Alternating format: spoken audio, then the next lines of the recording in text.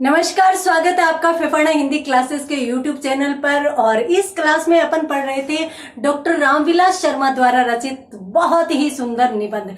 और निबंध का शीर्षक कौन सा था, चलिए देखते हैं अपन निबंध को। तो इस क्लास में अपन डॉक्टर रामविलास शर्मा को पढ़ रहे थे और रामविलास शर्मा का शीर्षक निबंध का शीर्षक था संत साहित्य की ऐतिहासिक भूमिका। तो संत साहित्य की ऐतिहासिक भूमिका अपन यूं भी कह सकते हैं कि भाई संत साहित्य की इतिहास में भूमिका क्या है, और इतिहास में भी कहां, साहित्य में, साहित्य के इतिहास में संत साहित्य की क्या भूमिका है। अपनों ने देखा कि भाई संत साहित्य है वो पीड़ित जनता का साहित्य था, पीड़ित जनता का साहित्य था, ये अपन देख चुके हैं। पीड़ित और शोषित जनता का साहित्य था, ये भी कह सकते हैं। ये जो पीड़ित व शोषित जनता थी, इनको दबाया गया था, इनको ये महसूस करवाया जाता था कि वो निम्न स्तर के लोग हैं। तो इस जनता का आक्रोश ही संत साहित्य के रूप में उभर कर आया। इन्होंने अपना आक्रोश प्रकट करने के लिए माध्यम बनाया, किसको, साहित्य को। तो इन्होंने है वो सब जगह, कहीं भी देख लीजिए, जातिगत जो भेदभाव है, ऊंच नीचे है, विभिन्न धर्मों के जो भेदभाव है, उन सभी का विरोध करते हुए ये दिखाई देते हैं। ये आक्रोश इनके साहित्य का मूल स्वर कहा जा सकता है। हाँ, ये भी कह सकते हैं अपन संत साहित्य के लिए कि भाई कहीं कहीं पर मधुरता भी इस साहित्य में आई है। मधुरता भी कैसे, जैसे कबीरदास जी है वो प्रेम का चित्रण करते हुए दिखाई देते हैं, और ये भी कहते हुए दिखाई देते हैं कि ऐसी बानी बोलिए, ऐसी बानी बोलिए, बोलिए मन का आपा खोए, मन का आपा खोए, औरन को शीतल करे, औरन को शीतल करे, आपहु शीतल होए, आपहु शीतल होए। ये तो कबीरदास जी कहते हुए नजर आते हैं। ऐसी वाणी बोलिए जो मन का आपा खोए, यानी इतनी मधुर और इतनी मीठी वाणी का प्रयोग करना है, इतनी मधुरता व्यवहार में लगानी है, लेकर आनी है कि सबको प्रभावित करे। परंतु अफसोस, इनका मूल स्वर ये नहीं था। मूल स्वर तो आक्रोश था, क्योंकि इसको दबाया गया था। और इस वर्ग के, जो संत साहित्य के वर्ग के जो कवि थे, वो भी उसी वर्ग से आते थे, उन्हीं लोगों के बीच से आते थे जो पीड़ित जनता थी, जो शोषित जनता थी। और इसमें कौन से वर्ग आते थे, निम्न स्तरीय लोग आते थे। तो निम्न स्तरीय लोगों ने ही संत साहित्य को रचा था। अब संत साहित्य को इन्होंने दरबारी साहित्य से उतारकर, दरबारी सीढ़ियों से उतारकर और कहां लाकर खड़ा कर दिया था, जनता के बीच में लाकर खड़ा कर दिया था।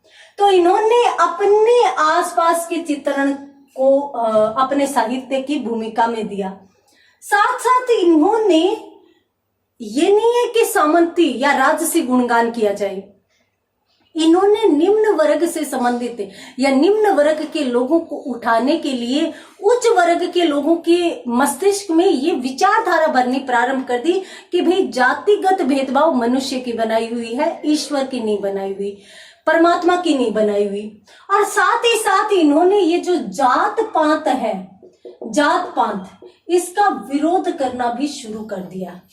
तो यदि इस साहित्य या इस साहित्यिक निबंध से संबंधित कोई प्रश्न आ जाए, तो आप इसमें पॉइंट्स बनाएंगे कि कबीरदास जी का, या फिर अपन यूं कहें संत साहित्य का ही करेंगे अपन।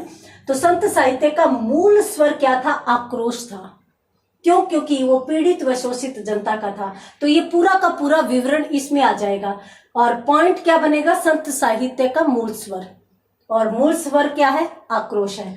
तो ये इसमें पॉइंट बन जाएगा। इसके साथ साथ अपनों ने शुरू से लेकर जो चीजें पढ़ी है इस निबंध में, उसमें प्रत्येक क्लास में से 2-2, 3-3 पॉइंट बनेंगे। तो वो पॉइंट आप बनाकर लिख लीजिएगा ताकि प्रश्न में आसानी रहे। इन्होंने मधुरता का भी चित्रण किया है। तो अपन यूं भी कह सकते हैं साहित्य में प्रेम भाव का चित्रण, ये चीज भी अपन कह सकते हैं। और साथ साथ अपनों ने ये भी देखा था कि भी प्रेम का स्वरूप कौन सा है, आध्यात्मिक या मानवता। तो वो चीज भी अपन इसमें देख सकते हैं। ठीक है, तो आप इसमें क्या क्या चीजें लिखेंगे, ये सारी की सारी चीजें लिखेंगे। आप एक बार इसका स्क्रीनशॉट ले लीजिए, फिर मैं आगे के पॉइंट्स भी आपको बता देती हूँ। तो संत साहित्य की ऐतिहासिक भूमिका। संत साहित्य में पीड़ित जातियों का क्रोध था, पीड़ित जनता का क्रोध था। और यदि अपन बात करें तुलसीदास जी की, तो तुलसीदास जी ने भी क्या लिखा है? अपनों ने तुलसीदास जी की पंक्तियां पढ़ी थी, झूठो है झूठो है झूठो है वाला दोहा पढ़ा था। तो उसमें अपनों ने देखा था कि भी तुलसीदास जी जो लोग इस प्रकार की बातें करते हैं, सांसारिकता की, माया मोह की बातें करते हैं, वो गंवार महा है। यानी एक बहुत ही सुंदर से विशेषण का प्रयोग करते हैं। विशेषण यानी विशेषता बतलाते हैं कि भाई ये लोग है वो गंवार है, और गंवार भी कितने महा है। बहुत ही प्रेम से कह देते हैं, जबकि ये बात बहुत बड़ी है। अभी अपन जात पात की बात कर रहे थे, तो जाति पाति में यदि अपन देखें तो जातिगत भेदभाव का भी इन्होंने विरोध किया है। ये लोग मानते थे कि भाई हिंदू मुस्लिम एक ही है। क्यों? क्योंकि परमात्मा एक है। और उस समय कबीरदास जी का या संत साहित्य का या मध्यकालीन साहित्य का समय वही था जिस समय जातियां आपस में लड़ रही थी, धर्म के समर्थक आपस में भेदभाव कर रहे थे, लड़ रहे थे। सभी अपने अपने धर्म, अपने अपने संप्रदाय को ऊंचा स्थापित करने में या ऊंचा मानने में जिद कर रहे थे, लड़ रहे थे, झगड़ रहे थे। इस समय इन्होंने हिंदू व मुस्लिम जातियों की एकता की बात की। इन्होंने कहा कि कोई ऊंचा नहीं है, कोई नीचा नहीं है। साथ साथ इन्होंने जाति पाति का विरोध करते हुए इन जातियों में, या फिर मैं यूं कहूं कि धर्मों में, धर्म से संबंधित जो बुराइयां हैं इनका भी इन्होंने विरोध किया।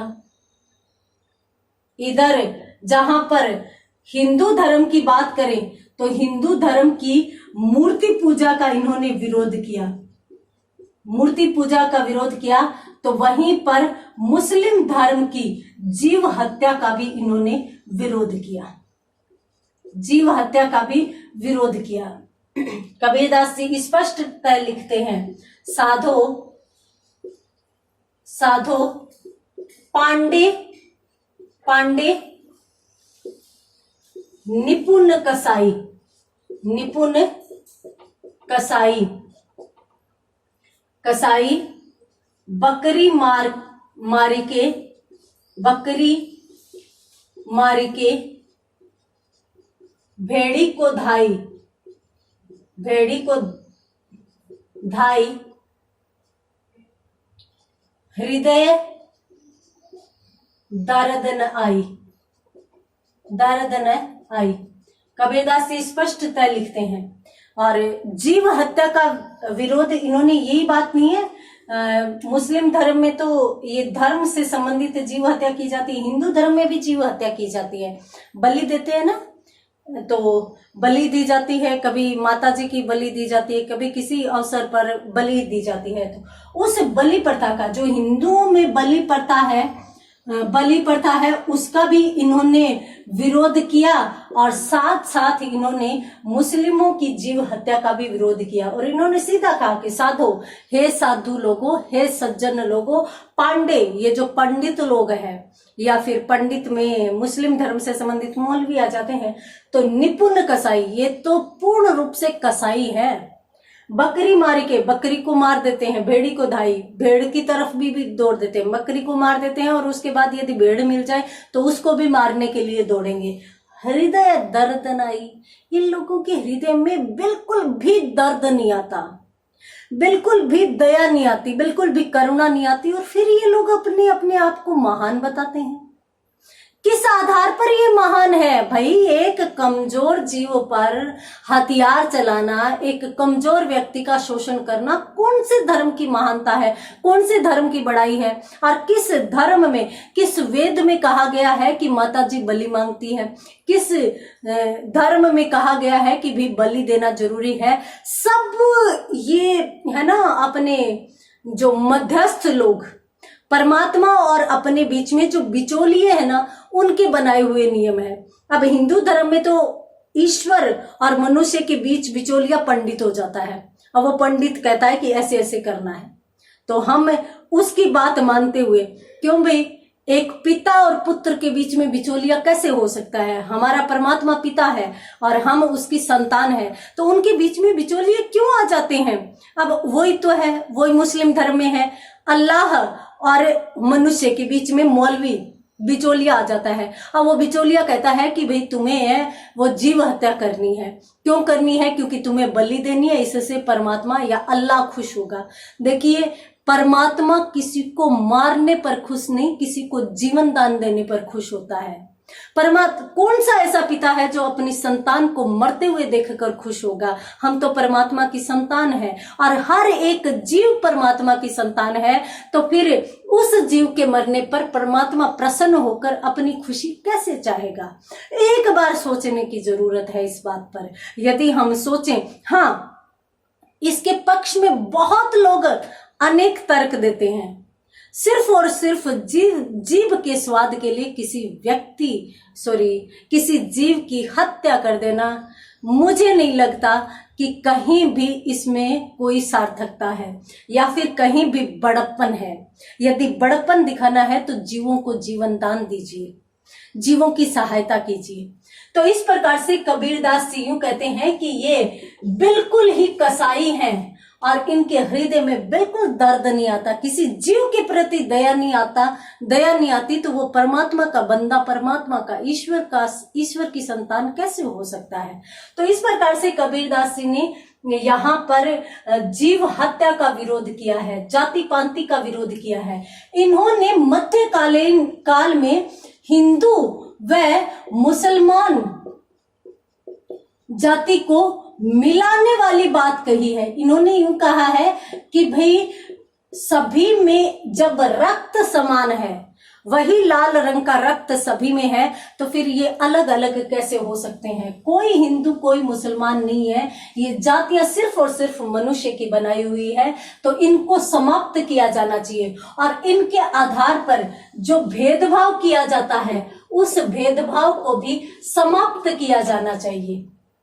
क्यों? क्योंकि ये भेदभाव भी मनुष्य के बनाए हुए हैं। अरे भगवान राम तो जब शबरी के घर बैर खाते हैं, तो वो परमात्मा कैसे कहेंगे कि भाई निम्न जाति के लोगों के घर पे जाना नहीं है, उनके यहाँ पानी नहीं पीना है, उनके यहाँ भोजन नहीं करना है, जब वो खुद उसके हाथ के दिए हुए सीधे नहीं झूठे बैर भी वहां पर खा रहे हैं। कृष्ण ने जातिगत एकता को स्थापित करने का प्रयास किया। वो इतने प्रेमी थे कि जो अहीर की बेटियां थी, ये सूरदास जी ने लिखते हैं कि ताही अहीर की छोहरिया छचिया भरी छाछ पे नाच नचावे, यानी अहीरों की लड़कियां जो गोपियां थी, वो तो कृष्ण को थोड़े से माखन के लिए, थोड़े से छाछ देने के लिए उसे नाच नचाती थी कि नाच कर दिखाओगे, रास रचा कर दिखाओगे, तभी हम तुम्हें माखन देगी। तो जो कृष्ण अहीरों के घर माखन खा सकते हैं, वो जातिगत भेदभाव कैसे स्थापित कर सकते हैं? तो उसी प्रकार से कबीरदास जी ने कहा है कि भाई ये जात पात नामक जो भेदभाव है, वो मनुष्य का बनाया हुआ है। मनुष्य में कुछ वर्ग थे, कुछ जातियां थी जो महत्वाकांक्षी जातियां थी, तो उन्होंने अपने आप को ऊपर रखने के लिए, अपने आप को बड़ा साबित करने के लिए और इस प्रकार की व्यवस्था बना दी, जो बिल्कुल ही गलत है। तो यहाँ पर एक पॉइंट और बन जाता है, एक तो हिंदू मुस्लिम एकता संत साहित्य की देन है, ठीक है, ये पॉइंट बनाएंगे आप। दूसरा, जातिगत भेदभाव की समाप्ति, और तीसरा, धर्म संबंधी बुराइयां। ये 3 पॉइंट इसी में बन जाएंगे। तो संत साहित्य की ऐतिहासिक भूमिका निबंध से कोई भी प्रश्न आए, 3 ये पॉइंट और 1 पहला पॉइंट। ठीक है, अभी अपन और भी पढ़ेंगे परंतु अगली क्लास में। तो मिलते हैं अगली क्लास में, तब तक के लिए धन्यवाद।